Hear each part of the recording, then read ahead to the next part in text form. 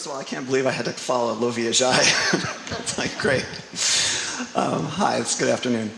I was born in a small farm town in Iowa. I came into the world with 2 X chromosomes and all the usual things that go with that, which is to say female.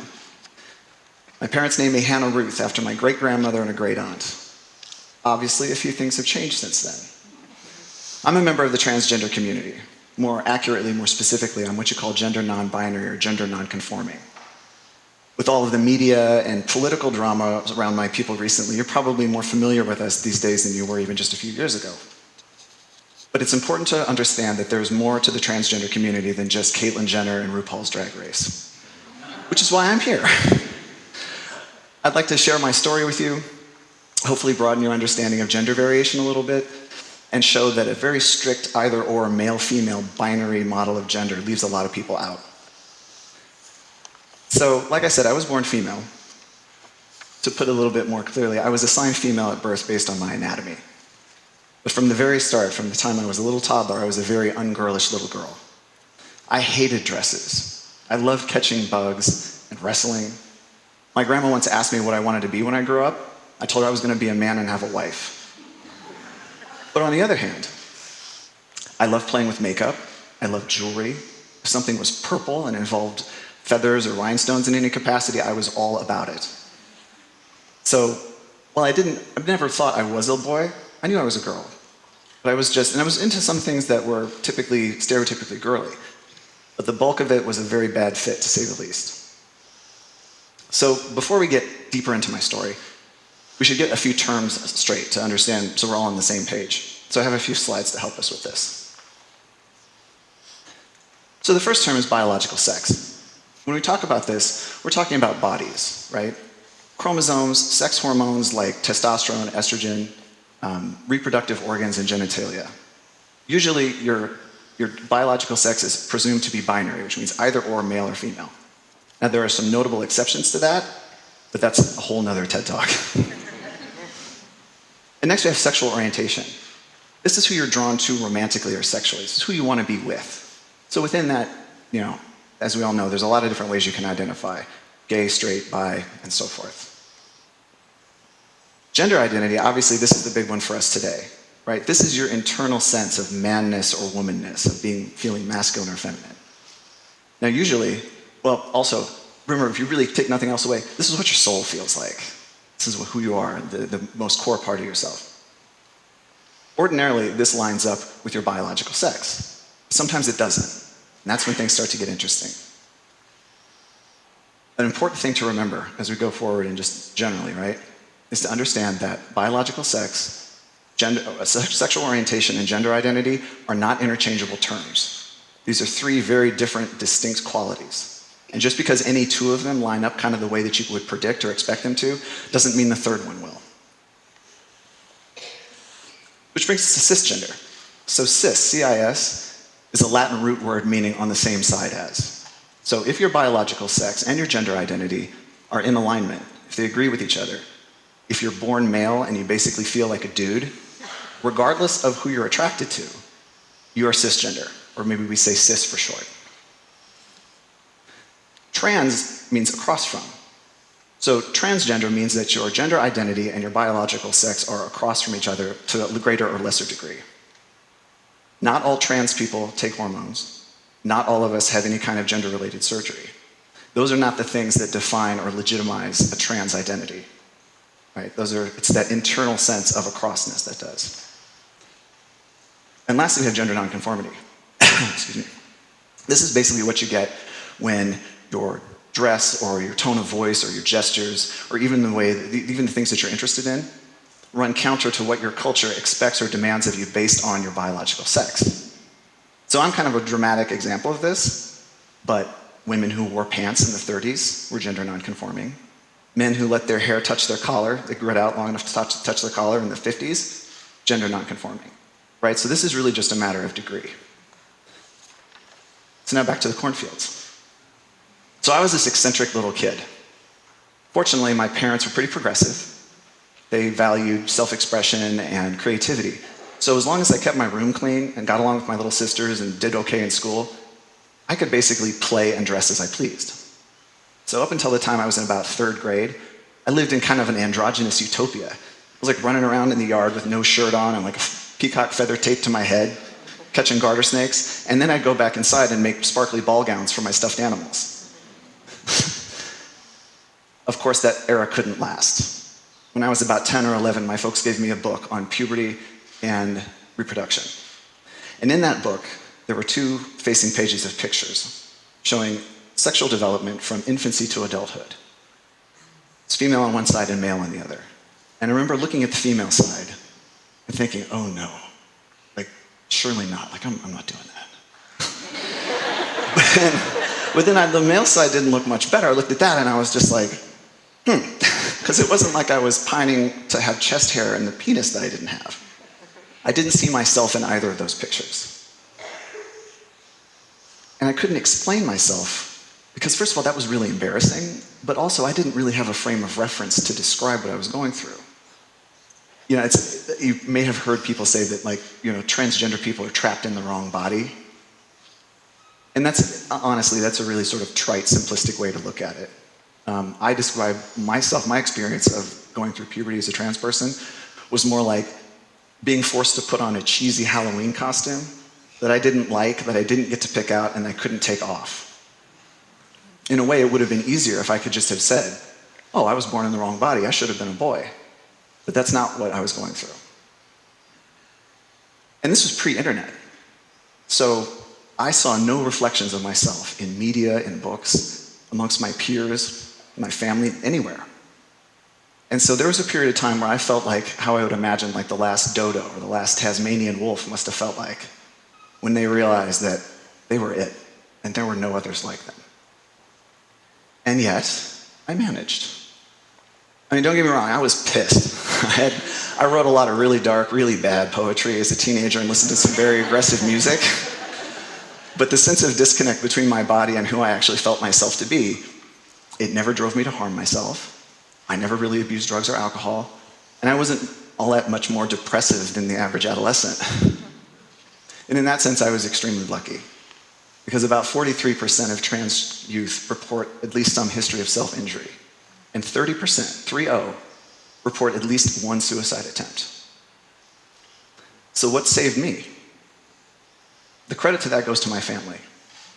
My parents parted ways when I was about 12, and after that, my mother established a safe, stable, accepting home for me and my 2 younger sisters. And she really didn't know what I was going through either. You know, she had no more frame of reference for it than I did. But my mom gave me the space to sort of to figure out who I was and explore it. So, and without any judgment or pressure to conform to what everybody thought that, you know, how a girl should act or behave. So that meant if I wanted to wear like a huge Amish farmer's hat to school every day for 6 months, which I did. Yeah, I regret it. There are pictures. or if I wanted to dress as a samurai for a career day, which I also totally did. That was my choice. And my family might have cringed the whole way, but they were with me. You know, the term safe space, like this is a safe space, is it's maybe a little bit overused. It's become a little bit of a punchline lately, but that is exactly what my family was for me and continues to be to this day. They gave me a rock solid foundation from which I could venture out into a world that was not built for me. They made what would have been or what could have been a deeply traumatic period of my life, not just survivable, but manageable. So eventually graduated high school, went to the University of Iowa and started studying sexuality and gender studies. And at that point, I learned, it was a breakthrough, it was this huge experience because I finally had words to describe and explain my own experience. I had a vocabulary that I could use to define myself. And equally importantly, I also learned that for thousands of years, cultures from Siberia to West Africa have had words for third sex people or other genders that embody both the masculine and the feminine. And that was a game changer, because really, nothing boosts your self-confidence like understanding that you're a walking archetype. So after college, I moved to New York City. And as the dust kind of settled from that huge transition, a lot of the feelings of sort of dissatisfaction with my physicality really started to kind of reassert themselves and amplify. And again, it wasn't like I wanted to grow a huge beard and change my name to Hank. It's just that being perceived as entirely female just seemed profoundly inaccurate to me. It was like there was this radio static in the background all the time. But at the same time, I had a good job, had great friends. I had taken up Brazilian Jiu-Jitsu and started weight training pretty seriously, and that eased the discomfort I felt with my having a female body a little bit. But always there was that static in the background. I was still wearing that stupid Halloween costume. And ultimately, the mental energy and the sort of the psychic real estate that took up was exhausting. And even though the situation was bearable, I came to finally decide that I could do better than bearable. Bearable wasn't going to cut it. So I started researching my options for what I consider to be like a partial gender transition. And I say partial because, like I said, there were masculine markers that I wanted, like a lower voice, and ones that I definitely was not interested in, like back hair. So if I had come through 10 or 15 years ago, the idea of having options like that, of picking and choosing, really would not have been possible. Because historically, once you come out as trans or are diagnosed gender dysphoric, you were kind of expected to, have this linear progression from wherever you started to transitioning fully and living as like the opposite gender. So, fortunately for me, there are a lot of healthcare practitioners, not nearly enough, but a lot of healthcare practitioners now recognize that there's more than just two ways to be trans. So when I went to my queer-friendly general practitioner and stated my case, she didn't even blink. She asked me a bunch of questions and we talked for a long time, but she wrote me a prescription for testosterone gel on the spot. So I started taking T, as we call it, in 2003. It wasn't quite as much as like a typical trans man would take, but it was enough to stop my periods, finally, to sort of reorganize my body composition, narrow the hips, broader the shoulders, and give me the mellow vocal stylings that you're hearing today.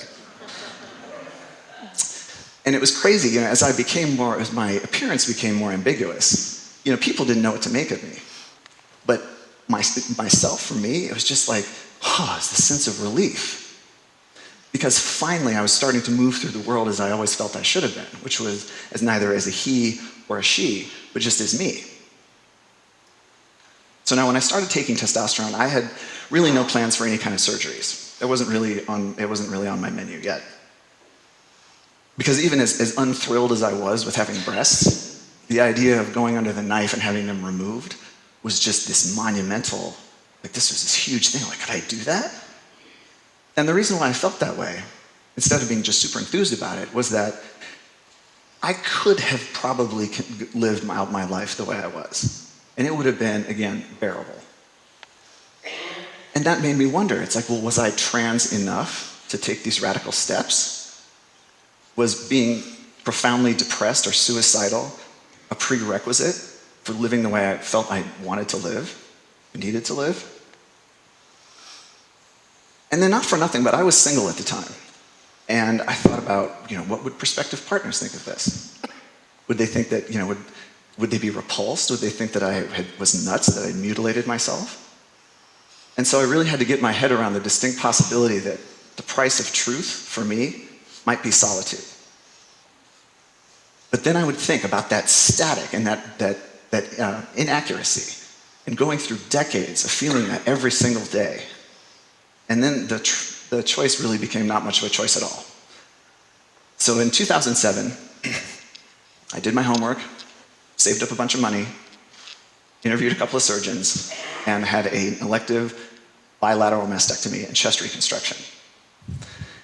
And the effect of that choice can kind of be summed up by something my mom said to me. She came out from Iowa to take care of me after the surgery. And we were at brunch one day before she flew home, and she was like, she was like, this suits you. She's like, I really don't know how to describe it other than to say you look more like yourself. And she was exactly right. The packaging finally matched the contents. So now, at age 42, when people ask me how I define my gender, I say I'm neither and both. I'm female, but I don't identify as a woman. I'm masculine, but I don't consider myself a man. My license and passport say female. But everybody, really, even TSA agents, they just kind of gloss right over that and just kind of assume I'm a gay guy with fancy eyebrows. And what's interesting too is that, in going so hard to express my masculinity, I've kind of come back around and found an expression of femininity that I'm comfortable kind of claiming as my own. So even though I don't really care much about pronouns one way or another, you can call me he, she, I don't care. But what you're seeing today is kind of how I do she. And moving through the world as I have, doing she the way I do it, has taught me a few things. And one of the most important is that just because your culture doesn't acknowledge or value what you are, does not make what you are the problem.